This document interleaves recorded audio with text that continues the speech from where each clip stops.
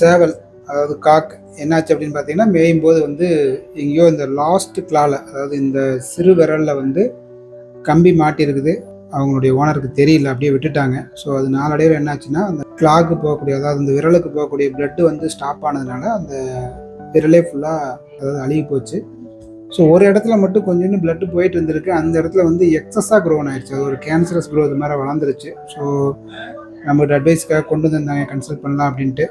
Better நாங்கள் பார்த்து என்ன சொன்னோம் அப்படின்னா, ஆம்புடேஷன், அதாவது அந்த விரலையே வந்து அதோட ரிமூவ் பண்ணிட்டோம்னா இவனுக்கு அந்த கேன்சரஸ் க்ரோத்லேருந்து தவிர்க்க முடியும் அப்படின்னு சொன்னோம். எஸ்பெஷலி ஃபார் கோழியில் வந்து இந்த கிளாஸ் ப்ராப்ளம். அடுத்தது பார்த்தீங்கன்னா, இந்த இடத்துல ஆணி வரும், ஆணி விழுந்துச்சுன்னா சொல்லுவாங்க. அந்த மாதிரி ஏதாவது இஷ்யூ இருந்ததுன்னா அது ஒன்றும் பயப்பட தேவையில்ல. காரணம் என்ன, இவன் வந்து மெயினாக வந்து ப்ரீடிங் பர்பஸ்க்காக வச்சுருக்காரு.